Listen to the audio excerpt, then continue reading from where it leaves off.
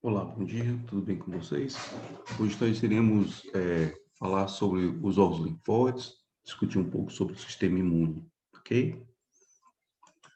Bom, então, a imunidade, na verdade, ela é uma característica, uma propriedade do organismo, é a capacidade do indivíduo responder a uma agressão produzida por um organismo externo, uma molécula estranha a ele, né? Quando a gente discute a imunidade, existe um conceito chamado self e não self, ou seja, próprio e não próprio, né? Que não é do indivíduo. Então, a imunidade, ela é então a capacidade de reconhecer aquilo que é non-self, ou seja, a capacidade de reconhecer aquilo como estranho e elaborar a resposta adequada a essa substância ou organismo estranho, fazendo com que haja a remoção desse organismo, a inativação dessa proteína, ou carboidrato, ou o que seja, tá? E essa imunidade, ela é alcançada a partir de um conjunto de células e órgãos que fazem, de fato, essa resposta imune, ok? É importante vocês perceberem que durante o desenvolvimento embrionário ocorre um fenômeno chamado de tolerância. O que é isso? É o reconhecimento das, pelo sistema imune de que aquelas proteínas, aquelas moléculas representam as proteínas daquele animal. Então, quando ocorre uma disfunção nesse reconhecimento do que é próprio, do que pertence àquele animal, nós entramos num conjunto de doenças que nós chamamos de autoimunes, né? Que é exatamente quando a gente perde a tolerância. E pode acontecer, e quando isso acontece, nós temos as famosas doenças autoimunes, como, por exemplo, lúpus eritematoso sistêmico, o pênfico bolhoso e assim por diante. Bom, então, a imunidade, ela pode ser inata ou adquirida. O que significam esses termos? Inato significa que é uma resposta, uma defesa inespecífica, que é feita pelas células fagocitárias, né? Onde o trófilo executa essa função, o macrófago executa essa função de forma inespecífica, tá? Então, assim, não existe nenhuma sinalização indicando que aquilo é estranho, preciso sintetizar uma molécula específica para inativar aquela substância, não existe nada disso. É apenas a atividade fagocitária das células, isso é a defesa inata. A defesa adquirida é aquela que você precisa, entre aspas, ensinar o organismo, ou seja, quando você tem, por exemplo, um vírus, você pode inativar o vírus e fazer com que o organismo, ao entrar em contato com aquela substância estranha do vírus, o envelope ou qualquer outra estrutura lá do vírus, seja capaz, então, de montar uma reação imune. O indivíduo não vai ficar doente, porque o vírus foi inativado, mas o sistema imune vai reconhecer aquilo como estranho e vai produzir uma resposta, como, por exemplo, a produção de anticorpos. Essa resposta, ela é uma resposta adquirida, ok? Então, quando você faz a vacinação dos animais, você está estimulando o sistema imune a realizar uma defesa contra um determinado agente patogênico, tá certo? Então, quando você faz também a administração de soro, nós vimos lá no capítulo de tecido conjuntivo que soro é a parte do plasma rica em imunoglobulinas, que são anticorpos. Então, um animal previamente foi exposto a um antígeno, produziu anticorpos. Você retira anticorpos daquele animal e injeta em um segundo animal. Essa imunidade, ela é adquirida também, mas ela foi de forma passiva, porque o animal que recebeu o soro não precisou produzir o anticorpo. Essa, então, é a diferença entre imunidade passiva e imunidade ativa. Na imunidade ativa, o indivíduo teve que produzir o seu próprio anticorpo. Na imunidade passiva, o anticorpo foi oferecido para o indivíduo. Bom? Então, no sistema imune, nós temos células e órgãos, e aqui estão listados algumas células e os órgãos que participam desse processo fisiológico. Então, nós temos os linfócitos T e B, os linfócitos auxiliares e os NKs, células reticulares, as células reticuloepiteliais, as células dendríticas e os macrófagos. Nós também temos o tecido linfóide difuso, que é uma aglomeração de linfócitos, macrófagos e plasmócitos que ocorrem em vários tecidos, não necessariamente formando um órgão. E existem os órgãos primários e os órgãos secundários. Os órgãos primários são aqueles no quais os linfócitos adquirem a sua competência. Quando a gente fala de imunidade, a gente reconhece dois termos, a imunidade celular e a imunidade humoral. O que é a imunidade celular? É aquela mediada por célula. Uma célula é capaz de destruir outra célula. Isso acontece através dos linfócitos do tipo T. E a imunidade humoral é aquela na qual as células passam a produzir anticorpos. Os anticorpos identificam as substâncias estranhas e sinalizam essas substâncias para serem, então, fagocitadas e facilitam a fagocitose dessas substâncias. Então, quando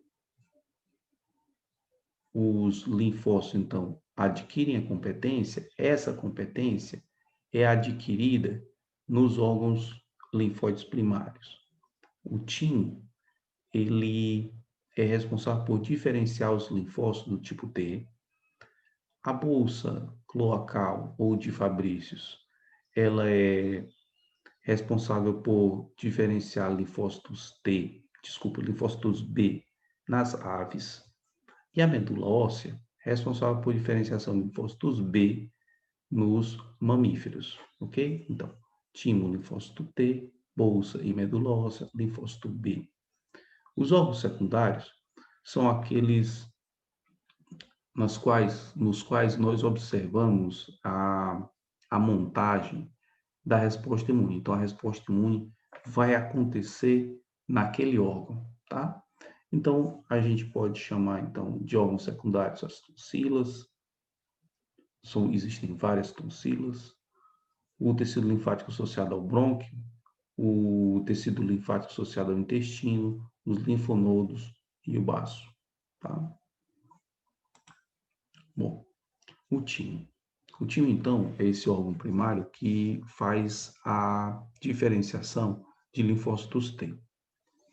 Ele é um órgão que fica localizado na região do mediastino. Aqui você tem o pulmão, aqui o coração, e o timo localizado aqui rostralmente ao coração. Então, nessa região do mediastino fica localizado esse órgão. Esse órgão ele é envolvido por uma cápsula de tecido conjuntivo frouxo, e esse tecido conjuntivo penetra no órgão, tá? E divide o órgão em lóbulos. Cada estrutura dessa daqui forma um lóbulo tímico. No entanto, a divisão lobular ela é incompleta. Perceba que não há uma fragmentação em um lóbulo, mas existe uma lobulação incompleta, pois a medula, que é essa porção interna, ela é contínua. Tá? Aqui, em um maior detalhe, você percebe, então, as regiões do timo. Observe aqui no lóbulo tímico, uma região mais externa, um pouco mais escura, mais basófila, no qual nós encontramos linfócitos e linfoblastos, aqui externamente formando a cortical. Aqui nós encontramos uma região mais clara, nós encontramos linfócitos já diferenciados. Essa estrutura é chamada de medular. Observe que a medular ela é contínua, tá? Ressaltando mais uma vez que a lobulação tímica ela é incompleta, então o timo apresenta região cortical e região medular. Na região cortical, nós vamos encontrar, então, células reticuloepiteliais que formam um arcabouço. Veja o que ocorre. As células que estão localizadas, tanto na cortical quanto na medular, elas se apoiam em uma trama formada por células. Existem células chamadas reticuloepiteliais, que são capazes de produzir um colágeno do tipo 3. E elas têm vários prolongamentos, estabelecem junções entre elas e formam, de fato, uma rede. As células se apoiam entre os prolongamentos dessas células. Essas células são chamadas de reticuloepiteliais. Então, em todas as regiões, tanto na cortical quanto na medular, nós iremos observar células reticuloepiteliais. E aqui nós temos um aumento da região cortical, mostrando então linfoblastos, linfócitos e também eventuais macrófagos. Aqui no detalhe você percebe o macrófago. Qual a importância ou a participação dos macrófagos aqui? Durante o processo de aquisição dessa competência, verifica-se a habilidade do linfócito em reconhecer aquilo que é próprio e aquilo que é estranho. Quando o linfócito é ativado em presença de moléculas consideradas próprias, esse linfócito passa então a ser sinalizado e ele então vai ser destruído. Você não pode liberar, o timo não pode liberar na corrente sanguínea uma célula que é ativada quando reconhece uma substância própria. Isso é um mecanismo da tolerância, ok? Na região medular, nós encontramos também células reticuloepiteliais, aqui estão os núcleos das células reticuloepiteliais. É possível encontrar também macrófagos e observamos uma estrutura interessante chamada de corpúsculo de Rassal.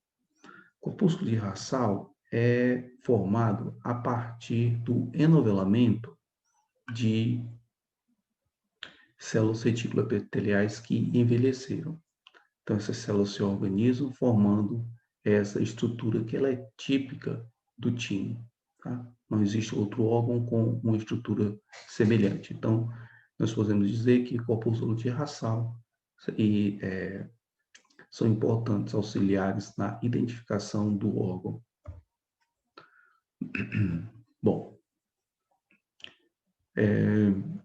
existe uma estrutura que nós chamamos de nódulo linfático.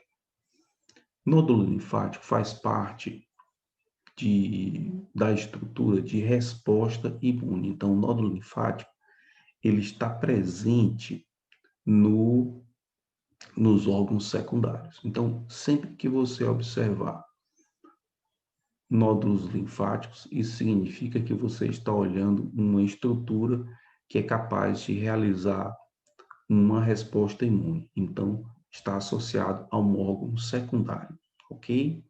Nós vamos discutir os nódulos linfáticos e os órgãos secundários no próximo vídeo.